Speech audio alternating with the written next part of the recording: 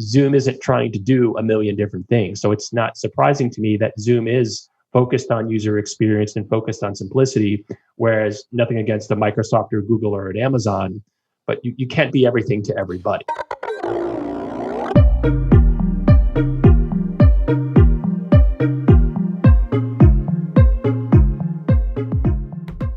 I'd like to welcome Phil Simon to the Productivityist podcast once again. Long time no talk to, Phil. Got a lot to say. So the last time you were on the program, and we're going to put this in the show notes, we were talking about Slack for Dummies, right? That's what we were kind of getting into. And we teased in that episode that you had another book coming out, almost one on top of the other. And this one is about the app that we're actually using to do this, to take care of this conversation, which I never used to use this app for this. I used to use Skype all the time, but Zoom has become something that more people are using now more than ever, largely due to the fact that there's more people working from home right now, especially in the season that we're currently in as we're recording this. But also, it's got so many things that you can kind of wrap your head around. So the idea of Zoom for Dummies just seems like a no-brainer at this point, right? Yeah, I did a decent enough job with the Slack for Dummies book that they gave me first bite at the apple. But before we talk about Zoom, what'd you use for recording in Skype? Ecamm? I was using call recorder. Yeah. And okay. And here's the thing, the reason, and I think this is a nice little thing to bring up, is Skype was the ubiquitous record. Like, it's what we used, right? Like, it was like, Skype was like, oh, I'll Skype you later. Like, that was the thing. And Zoom has kind of taken over in that. Now, why do you think that that's the case? Considering that, like, again, Skype had a stronghold and Zoom Zoom's not been around for not been around for a long time.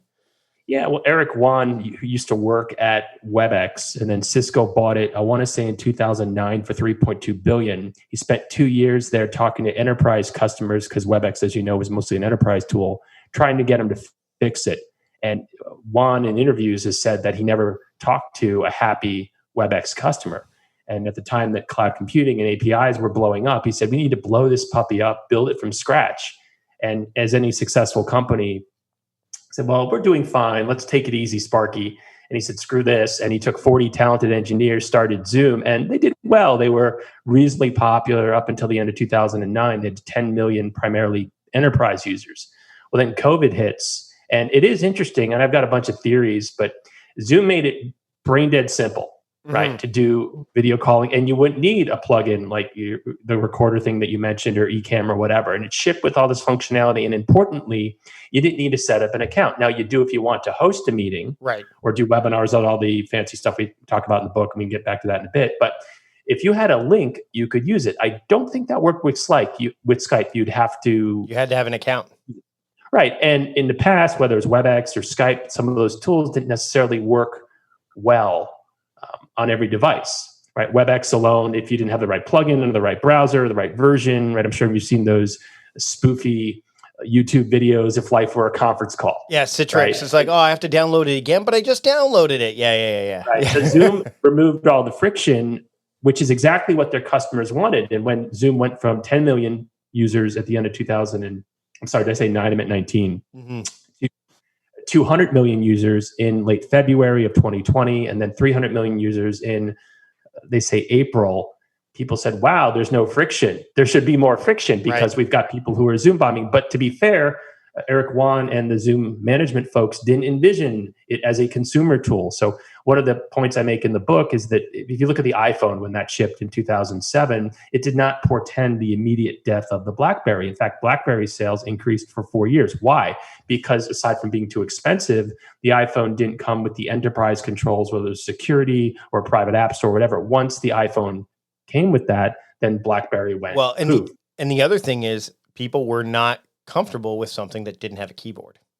Yes. Like, it did not have a keyboard, and that was the barrier to entry. What I found interesting about Zoom, and I've been using Zoom for a long time now, mainly for coaching client calls, things like that. I wasn't using it for podcasting initially because audio tracks weren't something you could separate very easily early on. There was a lot of, because it wasn't designed for that initially. Like that wasn't a user feature that was necessarily something that they were looking at. It came on And what was funny about that is that was added almost without fanfare. Like, I'm like, oh, I can do this now. Like, they've had to iterate really, really quickly. And I would say that that's evidenced in the fact that they had to really level up their security once people started to use it at that enterprise level. That was something that happened pretty quickly for Zoom.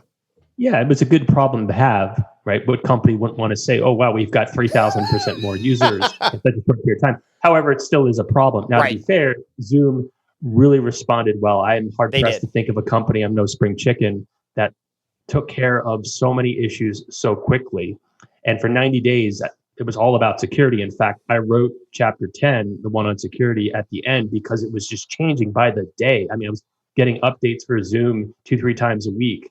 And then along with the meetings, again, which was also changing. And some of the changes were much more minor, right? So putting at the forefront a security tab, right? If you're the meeting host, or being able to stop people from renaming themselves because they're going in under different pretenses. Some of the other changes, though, like encryption, that is not just switching a couple lines of code. That is ground up type thing. And they made this acquisition on, I think it was May 1st, and they're working on EDE encryption, but they are taking it seriously. And you've even seen whether it's Facebook or Google, even WebEx, I think now lets you do virtual backgrounds. So all of this means Microsoft Teams is making some, they're going to have the 7x7 grid. So all this does benefit consumers, and the folks at Zoom realize that apart from security, if they don't offer the same features, particularly because it's on, in some cases, software as a service, monthly service, this is not Verizon or AT&T getting locked into a 2-year contract. Right. If you want to get out of Zoom, you can. There are alternatives, but I'm a fan. I find it incredibly useful. And when you finish the phone call, the meeting, you get the audio download, you get the video download, you get the text, and you may not need it, but I think it was Kafka who said, "'Tis better to have and not need than need and not have." And that's my Zen for the day. So it's a very good point, though, because I mean, while I'm not recording this Zoom call because I have my Rodecaster Pro, it is nice to have. I mean, that creates. I mean, if I left the auto recording on, it's nice to have that automatic backup. Like, it's literally like, again, the sense that Zoom has made it so simple, not necessarily easy. Because remember, some people have some. I mean, they're not terribly tech savvy, some people, but by making it simple, the barrier to entry was lower. What was your first experience with Zoom like? Like, when did you start using Zoom, and when did you realize, like, hey, this is a game changer when it comes to this particular niche? It was ironic. We started using it at the end of last year when I was working at ASU as a professor for meetings. And then once COVID hit, it became the standard. Ironically, I used Slack a lot more than Zoom, because I was using Slack for my class, and because my classes the spring semester 2020 were always supposed to be remote. And I'd go back and forth, right? Because so for example, with Slack, as you probably know, you could share a screen or you could do a limited call up to, I think, 15 people. But in July of 2019, Slack said, we're not going to support remote control, right? We don't want to be in that business. Whereas you can do that with Zoom. So I'd go back and forth. And then, of course, I'd use Teams because the publisher, Wiley, didn't have a Slack or a Zoom account. So I actually was joking about this. This might have came up last time. To the extent that these tools are so similar, you're going, wait, why can't I share this in Zoom? Oh, wait, because I have my Microsoft Teams hat on or my Slack hat on. So because it was so similar to Slack, and there are differences, right? But you can create channels, right? I can, upload files. I could share screens. I can record. I can support apps. There were so many similarities, and I don't really think it's either or, because even though they're close enough, right? If Teams went down and Zoom went down, could we do this podcast through Slack? Sure, we're figuring it out. We're pretty tech savvy. We'd make it work. Yeah, but I mean, whereas with Slack, and you can forward emails to Slack, as you know, but you really need to be invited to that workspace. Or now with Slack Connect, you can have the shared channels.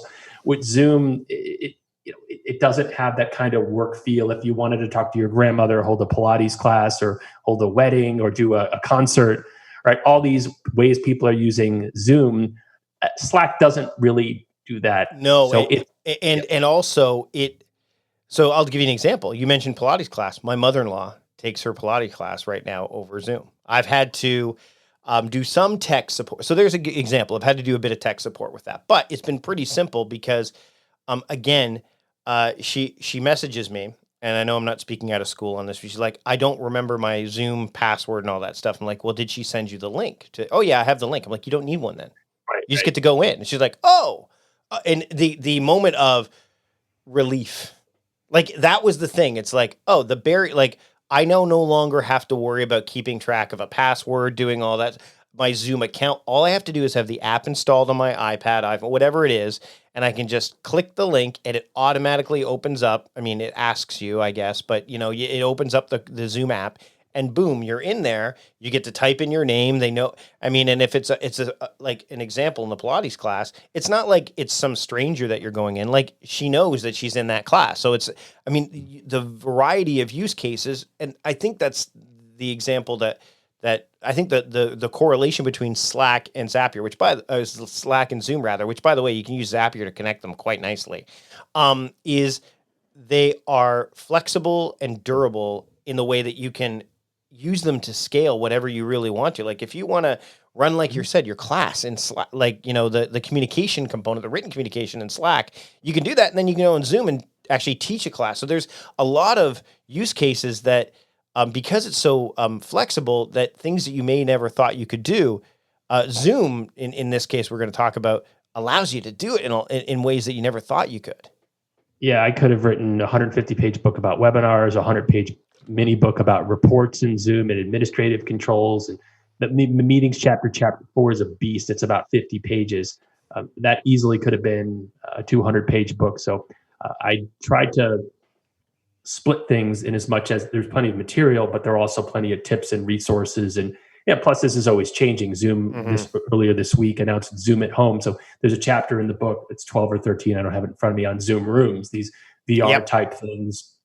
And I make predictions in the book about where it's going, whether it's AI or machine learning, AR, VR, voice recognition, better translations, better intelligence. I mean, if you keep all of your communications in Zoom, not unlike Slack, I mean, think about you and I exchange a few text messages about this, but as opposed to email, as opposed to SMS, then in theory, you have this corpus of knowledge that you could use to mine. Wow, we really haven't heard from Mike today. Mike, is everything okay? Or while respecting privacy, I could see 2-3 years down the road, companies like Gong. I don't know if you ever heard of that one. No, I haven't.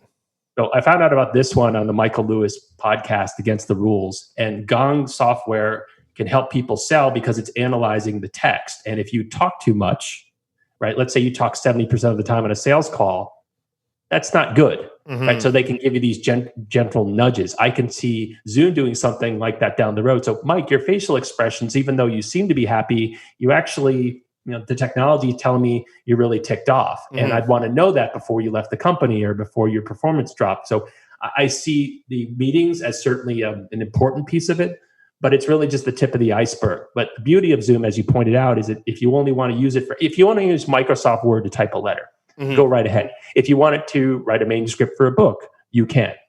So there are different levels to it. And I hope the book does a good job of saying, you don't have to use Zoom Phone or Webinar or Zoom Rooms. If you want to use Zoom meetings and chat, or just the meetings part of meetings and chat, you can, but there actually is a whole lot more there. Well, and one of the things is when you have a piece of software or software as a service that can really help you with, whatever you're trying to do and make things easier and better for you so that you don't have to really think about these things and they can kind of take care of it for you in a lot of ways, that's really helpful. Like the barrier to entry being low and the fact that you can kind of, again, you can grow with it. I think that's the other thing too. And meal planning is important because it prevents us from being a disappointed wreck when dinner time comes around and we have no clue what to make, or even if we have the ingredients to make the meal. It's a time and a money saver, but most importantly, it frees up valuable brain space. Creating a meal plan prepares us for the week to come and gives us peace of mind that we're organized and can feed ourselves and our family. That's why I do it, and that's why Plan to Eat helps me do it.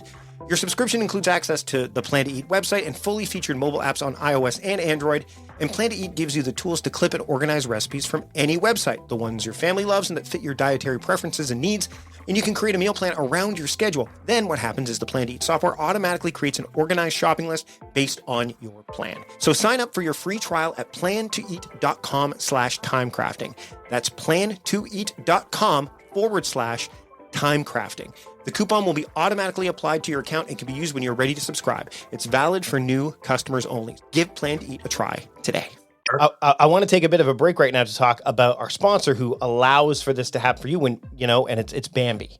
So when running a business, HR issues can absolutely kill you. Wrongful termination suits, minimum wage requirements, labor regulations, and HR managers' salaries aren't cheap. They're an average of $70,000 a year.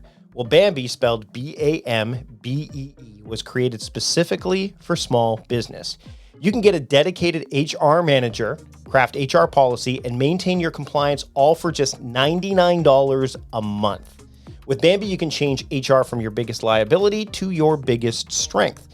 And your dedicated HR manager is available by phone, email, or real-time chat. Maybe you could use Zoom or Slack for this sort of thing. From onboarding to terminations, they customize your policies to fit your business, and they help you manage your employees day-to-day, all for just, again, $99 a month. This is month to month. There's no hidden fees, and you can cancel at any time.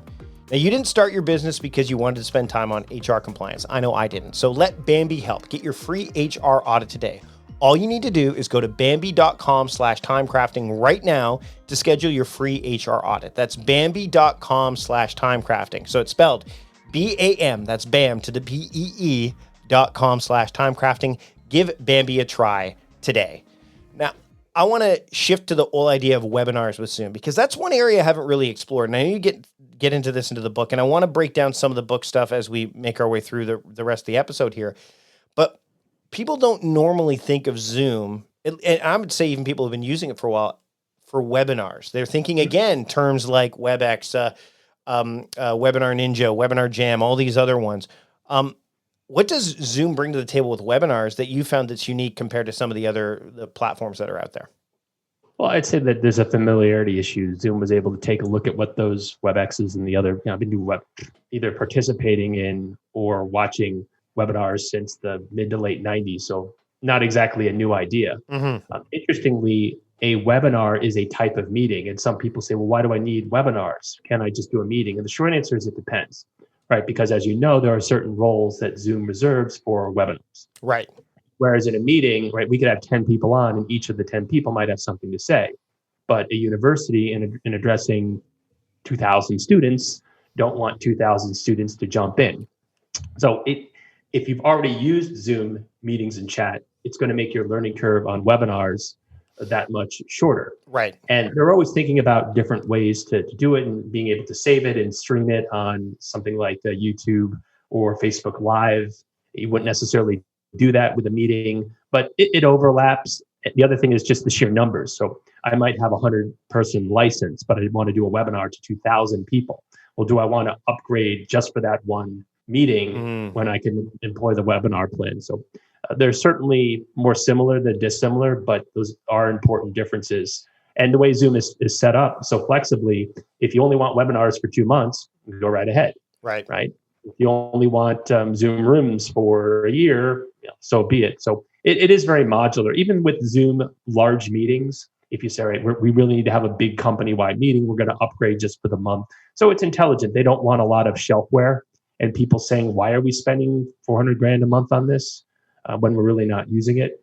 So webinar is really, really intuitive. And again, a couple of minor differences, but if you've used previous tools, you'll pick it up quickly. One of the things I really liked when I looked at webinars initially with Zoom, which I don't do a lot of webinars, and I'm not using Zoom for webinars right now, is the idea of questions. So when people register, they can answer, they can be prompted to answer specific questions. So you can kind of gear your content towards that, which is something that I know others have done, but they become very onerous to work on. Zoom kind of made it clean.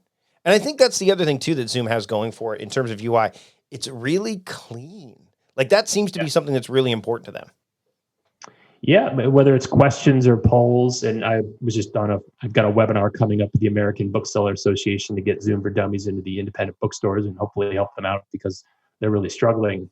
But you certainly would want that other person, because if I'm running the webinar and whether I'm doing PowerPoint or just interacting with folks, I can't also be doing the administrative side with questions and polls and all that. And the ability to show real-time information, I think, is really helpful. Now, again, not that it's rocket surgery, and I'm sure the other vendors are paying attention to that, but researching the book, I did find that there were some features that Zoom webinars currently ship with that others didn't. But again, to the extent that Zoom is so hot right now, I'd be shocked if the WebEx folks weren't saying, oh, wait, we need breakout rooms or we need polls or whatever because they didn't have them. So expect them all to kind of raise the bar. The same way with, say, Microsoft Teams. Well, they didn't have private channels. Yeah. And Microsoft said, oh, we better get us some of that. I'm seeing this with recently, actually yesterday, just before we recorded this, I went and saw G Suite's doing some stuff in terms of adding tasks and project windows and stuff within Gmail they're starting with. And I'm like, oh, so they're going after the task management apps. Like Google's finally making a play into that field to make tasks a little bit more robust. So I'm curious to see,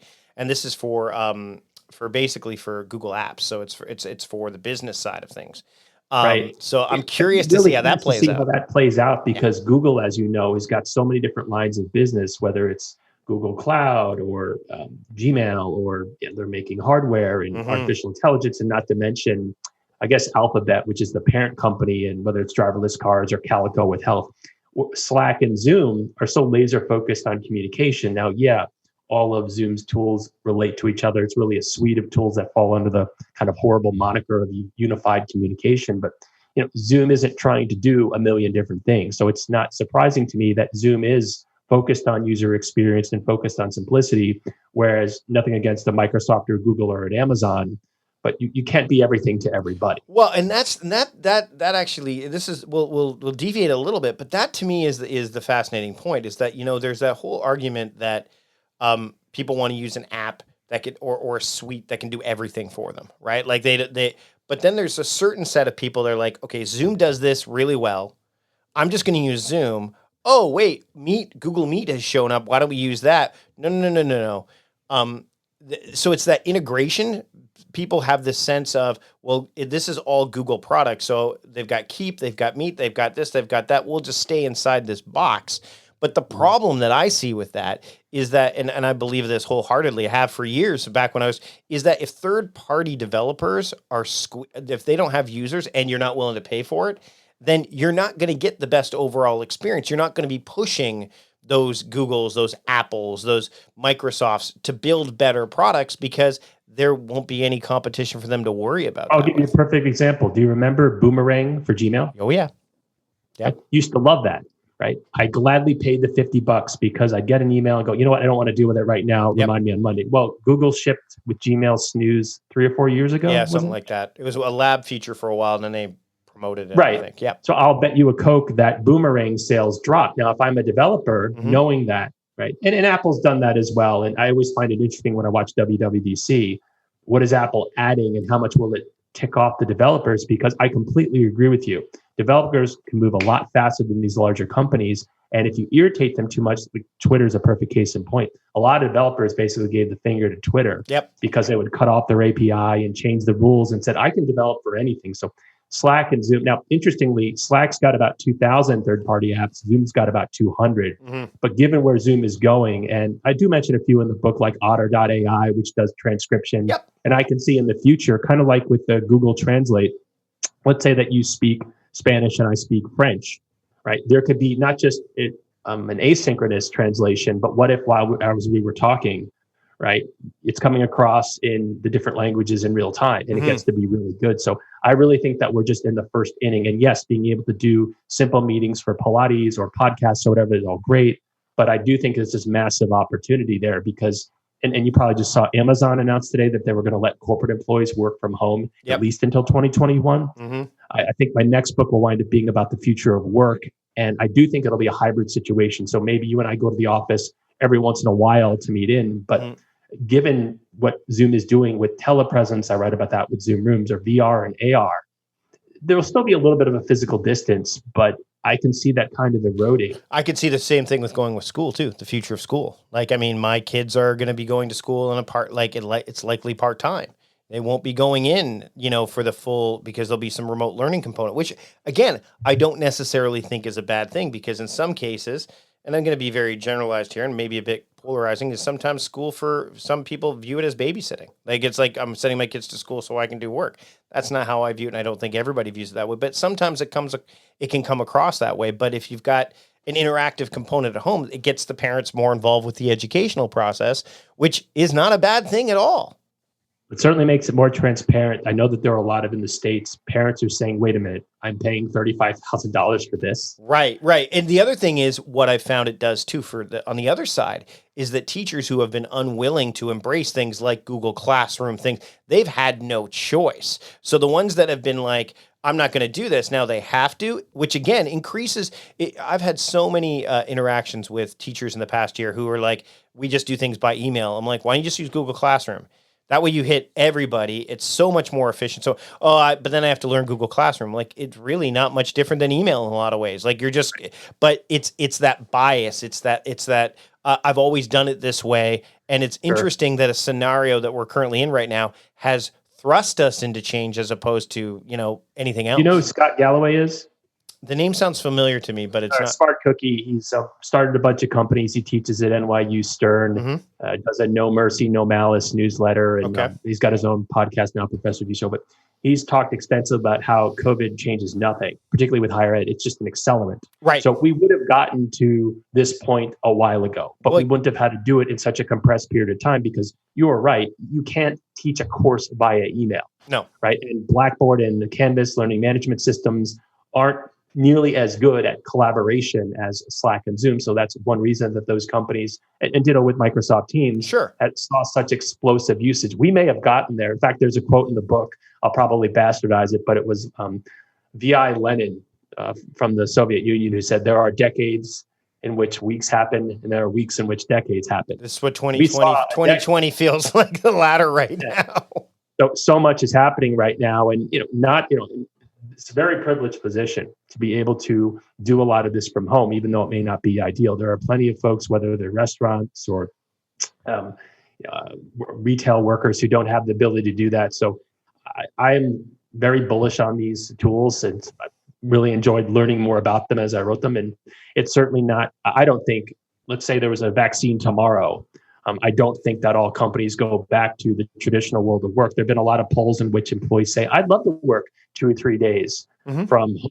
And in the past, bosses may not have been open to that because of old school mindsets. Well, now, and there's actually one of my former students, a really good guy, he argued for months, let me work from home for a day or two. And his boss didn't want him to do it. Well, now that he's been able to do it, he can see that he's still productive. So will we go back to that? Will companies like Facebook or Twitter pay a software engineer $90,000 in Iowa as opposed to $190,000 in San Francisco? Exactly. So it's going to be really interesting to see how not only it plays out, but how these tools evolve. You're right. And I think the accelerant is a really, really good point here. Now, as we get close to wrapping up, we look at the book, and it's divided up in a way like the one thing about Dummies books that I've always appreciated is that they are referenced. So you can go in and go, I want to start here. I want to start there. You divided the book up in, 5 parts.